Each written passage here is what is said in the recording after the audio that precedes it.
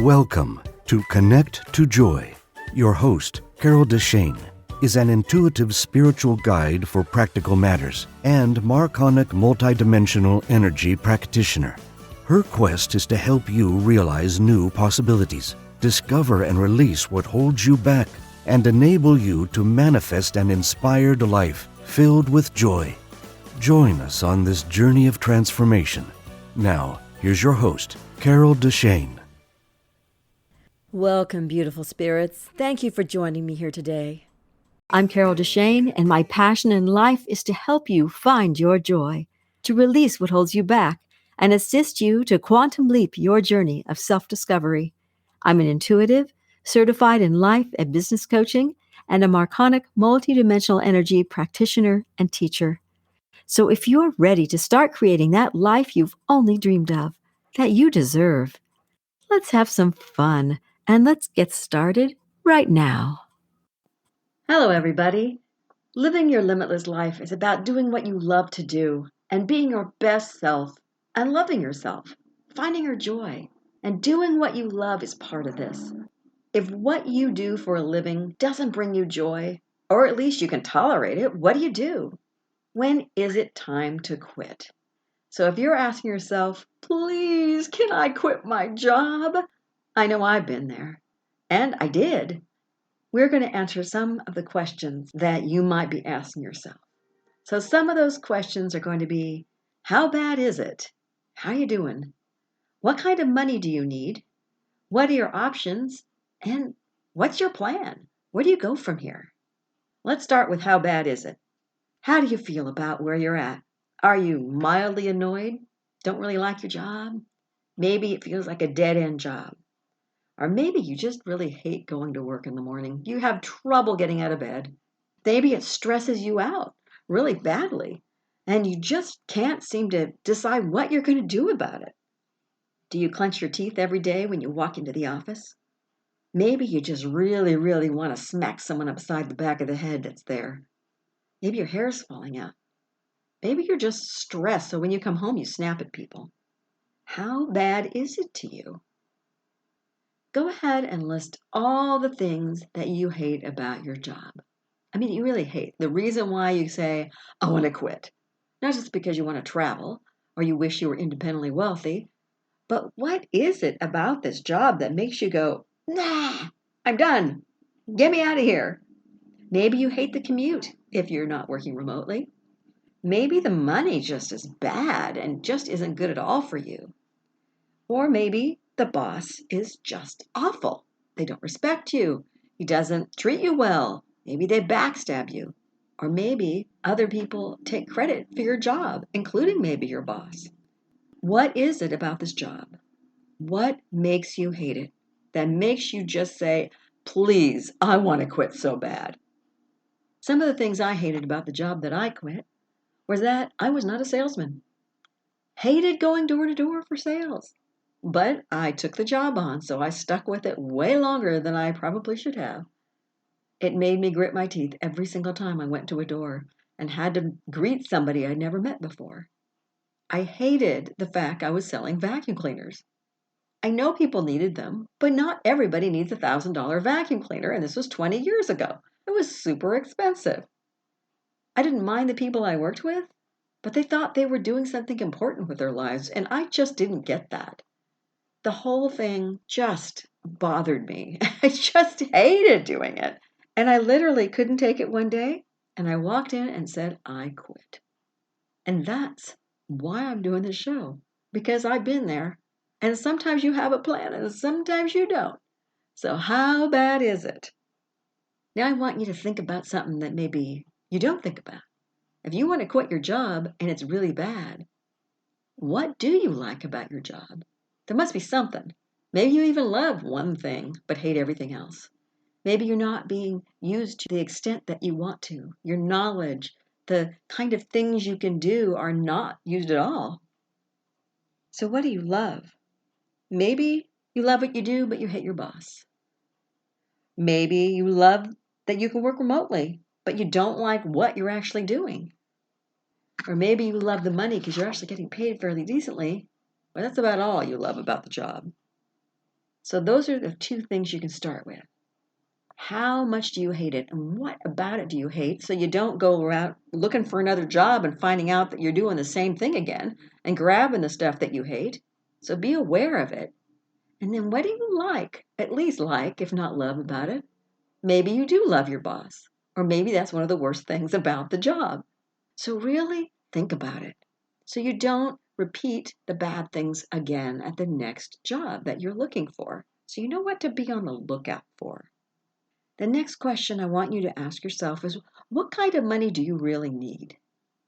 First, I always tell people to figure out what's the minimum that you have to survive. Because you don't want to go below that unless you have some other alternate route of making money. So if you want to quit, what kind of job are you going to go for is one question that we'll get to. But the other thing is, what kind of salary do you need to look for in the new job? If you really hate where you're at and you need to take a big cut, what should you be your bare minimum? And then don't settle for that, but at least know that information. So when you're figuring things out, I did it on an Excel spreadsheet just because it's faster and I'm lazy. It adds things up for you. If you know Excel at all, it's a piece of cake. You don't even have to know any formulas except for the automatic sum button. So put in on the left side, rent or mortgage, if you have association fees, property taxes, car payments, gas and upkeep of the car, just your monthly amount. You can even look on your credit card if you have to, your bank statement, and get most of that information. If you save receipts, you'll have it there if you pay cash for anything, which hardly anybody does anymore, it seems like. Also include your food, household goods like toilet paper or anything like that, cleaners, which you know, Costco stuff, the big box store stuff that you go to. Then how about things like water, electric, gas, phone, cable, those very important things we can't do without. Then if there's tuition, whether for your children or yourself that you're paying, or maybe student loans, medical, fitness, maybe you have medical premiums or you have a minimum you have to pay on something that you already were dealing with. If you have a balance on anything, what's the minimum payment you can make? Whether it's a credit card or student loan, the mortgage, or whatever it is, what is the minimum you can pay? And that is what you need to add up. Look for, and then add an extra couple hundred because there's always something you forget, right? There's always something that comes up. Maybe rainy day, you can save it for later.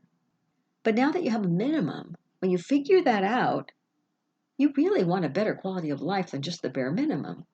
So, what exactly is part of that dream that you really want in your life? Do you want to travel? And then how extensive? Because it's going to cost anywhere from a couple hundred for a weekend to a couple thousand to thousands of dollars if you're going to Europe or on a cruise or somewhere. Everything costs quite a bit more than you think. You have to fly there. Sometimes you need a hotel. You need food. Cruise, then you need to pay for the cruise. There's all sorts of things that you need to pay for in a travel thing. So if you want to travel, that's something you need to figure out how much a month or a year you want to put aside for that. If you want to take classes, or like I said, tuition, but if you just want to take a few classes here and there, that's not really thought of as tuition. But maybe you want to go swimming in the Y, and that costs money. Maybe you have to do a monthly fee. Maybe you want to go not only for fitness, like go to a gym, maybe you want to pay for a personal trainer. And of course, that costs money. Or you want to go to a nutritionist, something that's not covered by insurance. Maybe you want to give gifts. Don't forget to put aside money for Christmas gifts and birthday gifts and anything else that you like to give gifts for. Maybe you want a massage, or you want a housekeeper or a gardener come once a month or more often. If you want to give donations, what about going out to eat or entertainment? If you want to think even bigger, maybe you want a new car or a nicer house. What's in these possibilities of things if you didn't just think of the minimum? What on top of the minimum do you really want? Add that in. And maybe you need a therapist or a life coach or someone else to help you get from here to there. So if you do, then by all means add that in there as well. What do you need and what do you want are two separate questions. The needs and the necessities are the bare minimum. And then really look at this fun stuff you want to do and add it in there. That makes life more joyful and worth living. So make sure when you're looking at your money and how much you need, don't forget to add that in.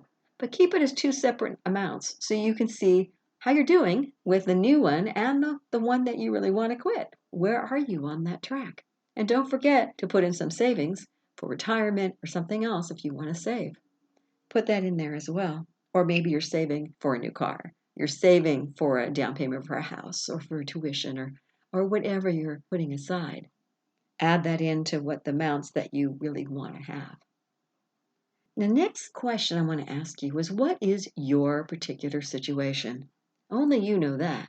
I can't walk you through exactly where you're at, but now that you've looked at what you hate and what you love about your job, or at least what you like about your job, what money you need, how are you feeling? Maybe a plan is already starting to form in your mind, or maybe not. But I really understand how you feel. That vacuum thing, oh my God, it made me boil. Oh, the teeth were clenched. I really hated going. And like I said, one day I just walked in out of the blue and said, I'm done. I quit. I can't handle this anymore. I hated it. And everybody was totally shocked. Have you said anything where you're at? Does anybody know that you hate your job? If you have, and you've complained a lot, that might be bringing some problems your way. Because a lot of times I've been there as well, and at even a different job, where I've complained so much that people knew I wasn't happy. And it didn't get me in a better situation until I turned it around and said, okay, I'm done. I'm tired of complaining. I'm either going to do something about this or I'm not. And then I started feeling better about it, and the situation didn't bother me as much because I took some action. You need to decide for you where you're at and what your situation is, so that you can decide when you've had enough. Now that you've looked at this and you've gone, yeah, okay, let's go. What are your options? Let's look at your options so you can get some ideas here. Just let your brain meander around and let those ideas start flowing. And pay attention, because once you say, I'm done at this job, give me something better, the universe may just give you all sorts of ideas. So pay attention if someone says, hey, you know anybody who wants this kind of job? There's one, I've just heard about one that came available. Or maybe something comes up on the TV and you go, oh, I've seen that movie before, but I never noticed what kind of job they did. Oh, that sounds interesting. Maybe I want to do that. Let me find out what's involved with that. So you never know where you're going to get ideas from. So keep that idea in mind. So let's look at what options that you have now. First, do not, I repeat, do not post anything in social media about how much you hate your boss, your job, or anything else.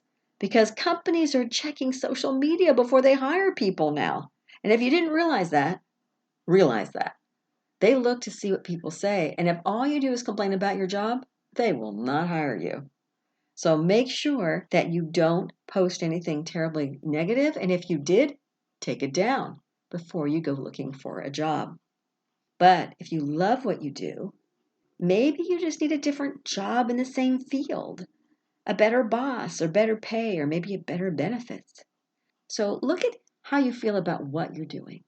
If you're good with that, then maybe time to go ahead and look around and see what else is out there on the same level or the same type of job you have. You're lucky if you love what you do. It just may be that if what you don't love is your boss, like I said, maybe there is a commute, you can't work remotely, or maybe the money just isn't quite there in the company you're at, then you might be able to have the same sort of job in a different company and be thrilled. The one thing you can do then is just research other possible companies. Ask your friends in the field that won't talk to other people, of course, and tell them what's going on so you don't get in trouble. And again, I said, do not post on social media asking your friends that way. Place calls. Don't do anything in print. Don't text. Don't do anything. Just call and say, hey, do you know of any new jobs around? I'm kind of putting feelers out. Or maybe don't even say that much. Just say, hey, how much do you like your job? How's the company over there? What do you think of that company that they're working at? Because maybe you've always wanted to work at Visa or Google, and you know somebody who works there and say, hey, how's the company atmosphere over there? How's everybody feeling about their jobs? Do people like it? Do you have high turnover rates? What's going on over there? How are people paid? Do you know? Sometimes you know. Now, let me say, if you hate what you do, what do you want to do? I mean, what do you want to do? If you can figure that out, you can make a plan. Or if you only love the money, what else can you do that will bring in money? Maybe where you're working is great, but the job isn't. The job just bores you to death. Or maybe it doesn't really challenge you. Watch that word though. If you say you want to challenge and you put that out in the universe, the word challenge is challenging. Sometimes it's really difficult. You get stressed out because it's a challenge. And that word I am now doing in air quotes. Don't use that word. Use something else. Maybe an adventure, maybe something fun that you learn from, but that you don't stress out over. Whatever it is you want, make sure that you're clear so you don't ask for something that's just difficult and you get the same sort of thing again. You can also go to a life coach that specializes in helping people change careers. Life coaches can help you figure out if you want to adjust what you do just slightly and therefore end up with a whole different kind of job, or maybe something similar in a different field, or you might want to find a whole new type of job. They can help you find all your strengths and then figure out where else you can direct your talents and get you to do some research on the things that you come up with. I know I have a whole plan for being able to help people with finding a new job, a new type of career. See what they want, talk to them, see what do you love, talk to me. Sometimes people don't even know it until you talk it out with someone. So if you have a friend or someone who's willing to listen and can not jump in with all kinds of assistance from the beginning until you've thought it through yourself, talk to them. Life coaches are great because they don't want to force you to do what you don't want to do. Sometimes people have great ideas for you that know you, and they want to say, "Oh, let me push you in this direction." And you're going, "No, don't do that to me." So just be careful who you talk to. Just like I said, no posting on social media. Number one rule when you're not happy with your job. Just make sure that you talk to the people that you know will care enough to listen and not spread any words you don't want to have spread. Now realize if you hate your job and you're near retirement, you might be asking yourself, can I retire early? Is it time? And for that, I say talk to a financial advisor. Hopefully you have one because you've been saving money. And if you do, you'd be surprised. A lot of them, especially brokerage houses, they will do a retirement whole estimate for you. They'll come up with all sorts of 100-page plans for you about how much money you have, how much do you need, and that's when that monthly budget comes in handy because you can decide this is how much I spend now, give or take, a couple hundred. This is what I want to do in the future. I don't need all this extra money because I'm not traveling to my job. I don't need maybe new clothes budget as much because I don't need it where I'm going. Maybe you want more money for travel because you're retired. So you can adjust your budget and then tell the financial advisor, this is how much I want net after taxes. Let me know when my money's going to run out. For me, I know that my relatives, I've been lucky enough to know, most of them live to be over 100. I have to make sure I add in a whole lot more years than other people do, which means I have to maybe not retire right away because I need to look at that and make sure I have the money. If you look at your relatives and they only live to 80 and you're 60, you might go, I only need 20 years of stuff. It's still a lot, but it's going to be much easier to deal with than 40 years, which may be what I need if I'm 60. Just know your history, know your family, and then decide how big of a plan do I want. It's easy to get these plans from people. You just have to ask, and I never had asked before. So when you do, they're happy to assist you, especially if you start giving them more business because you're so happy with them. So that's one thing you can do. But the next thing that you can do is if you have a hobby that maybe you want to make that into your business, then go back and listen to two other episodes that I've done. Episode 18 and 19. One is about making your hobby your business, and the other one talks about the nuts and bolts of putting your business together, which talks about licenses and permits and schooling and all kinds of stuff, the kinds of stuff that you might need to use if you're doing your own business. So when you say, I'm quitting my job, and you have a business you want to create yourself, definitely go back and listen to both of those. The hobby isn't as much as the nuts and bolts of business. That's a good one. It'll help you decide how much that you need to actually ask an attorney. It'll give you some good ideas on questions to ask them so you have a little bit of information rather than none when you walk in case you don't know anything about like corporate structures and things. Because having been a corporate paralegal for a number of years, I understand to a certain extent, at least enough what to ask the attorneys and the tax people to say, well, how is this going to impact me if I do this? Then this will happen. Tell me the difference. So I give all that information in the other show. And now I want to look at what's your plan, the last piece of this puzzle, which actually starts the new place that you want to be. But everyone, again, is different. Every plan is going to be different. A plan that you might have now for quitting a job is going to be different from the next time you have a plan that you want to quit your job. So do you want to just walk in like I did and say, I quit, I'm done. Thumb your nose at them. I'm out of here. Do you want to do it without a backup plan? Or do you need more than that? I did it without a backup plan, and I am a planner and an organizer. Let me tell you, that was the shock for the Western world for me. I was in such shock that I did that because that's not me. I have to know what my next step is. I did end up going to temp agency, and I got another job not that far from then. But I knew I had bankable skills because I could type.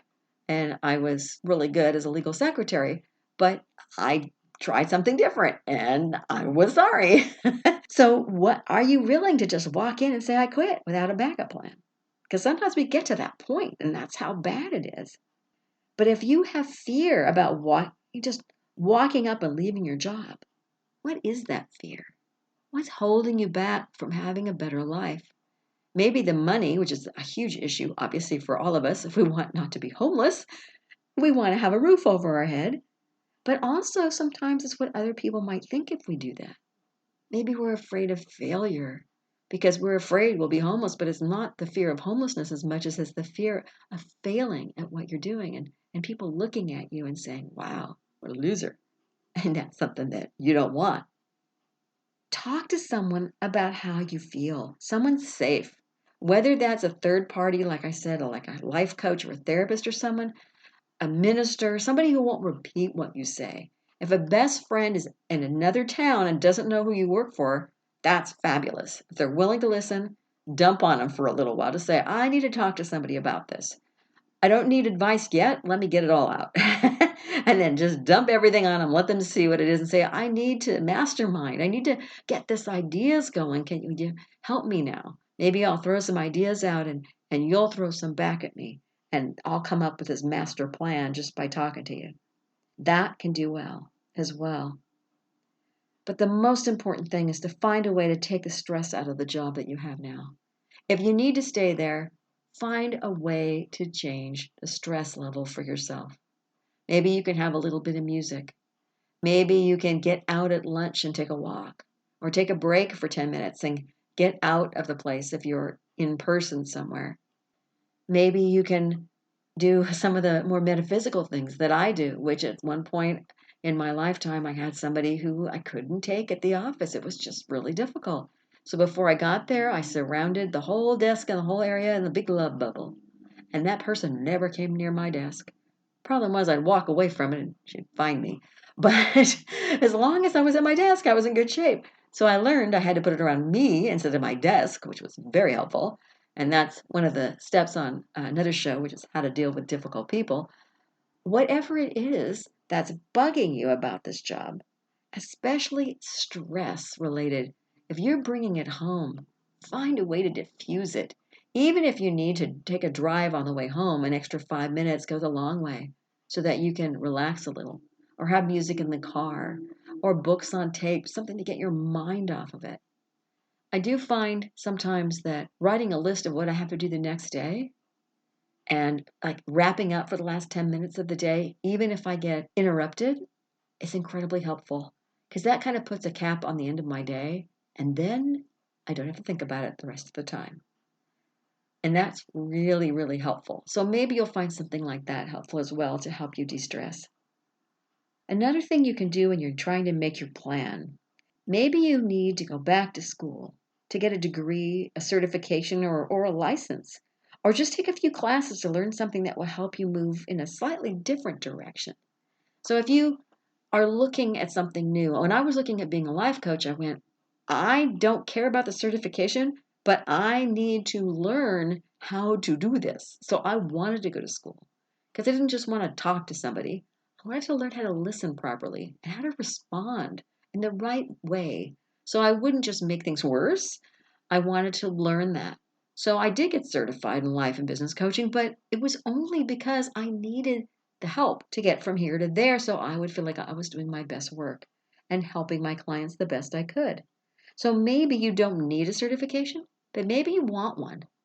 Maybe you don't need a whole bunch of classes. If you want a different kind of job, you just need to make something that you're like this big hole that you have in your knowledge or your experience. Maybe you need to do something for that. Maybe you'll find instead of classes, you need to volunteer somewhere to learn something that would help you with your current job. Look around. I mean, it doesn't mean you have to get paid for it. Maybe the stuff you love to do, you can volunteer for and then find a job later that will kind of lean back on what you learned as volunteering and what you do for your day job. Something totally different or something in line, but just tweaked a little bit to make your job a different way. There are so many different plans that you can do, but really, really think about what you want to do. Dream, expand that dream, refine it. Think about all the possibilities that you could have. And sometimes we don't even know what those possibilities are until we release some of that tightness and that tenseness and the fear and the worry of what's holding us back. And then all of a sudden, ideas start popping into our head as though like magic because we've released the tension around the subject. And all of a sudden, we're open and we're much more willing to listen and hear the universe telling us, hey, what about this? What about that? Here's a great idea. And normally we wouldn't hear it at all. Same person could say it 20 times, we wouldn't hear a word. Or different people might say it. But once we open up and release the fear and the worry and the expectations of what we should be doing, all of a sudden those ideas just start percolating. People start saying things and we go, oh, I had this great idea. And maybe your spouse goes, yeah, I already said that 20 times. Or a friend of yours, but you didn't hear it. And all of a sudden it becomes your idea. I know people like that. I may even resemble that remark a couple times myself.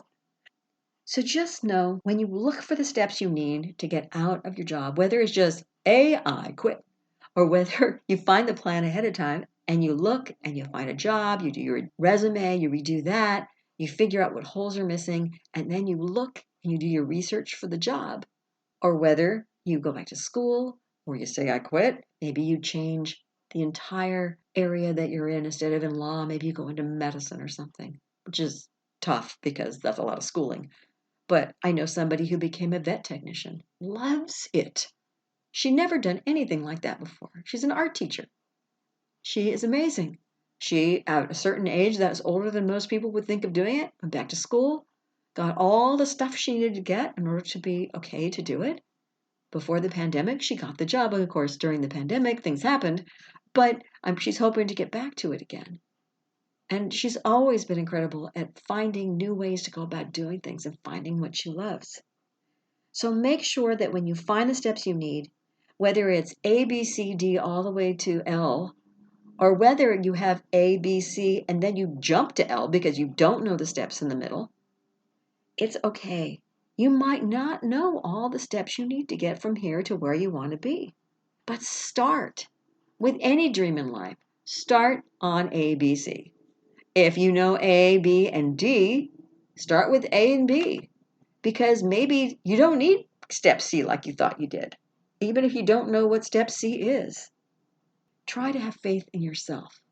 Know that you're enough to get from here to there, that if this job is driving you crazy, you don't have to stay there.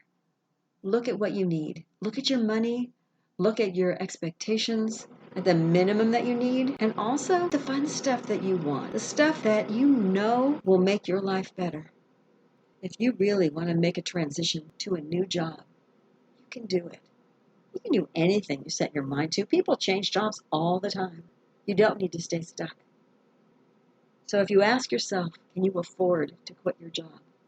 Turn that around and ask yourself, can you afford not to? Thank you so much for joining me here today. If you love the show, make sure you rate, review, and share this podcast and subscribe so you never miss an episode. Connect with me on Facebook or by email with questions and comments, ideas for future episodes, or if you would like to be a guest, give me a shout out and I'll send you an application. Until next week, remember, you are already enough to have that joyful, limitless life that you desire. Thank you for listening to Connect to Joy. If you love the show, make sure you rate, review, and share this podcast. And subscribe so you never miss an episode. Contact the host, Carol DeChaine, with questions and comments, ideas for future episodes, or if you would like to become a guest. And remember, transformation is a journey and not an end destination. So be kind to yourself, because you are already enough to have the joyful, limitless life that you desire.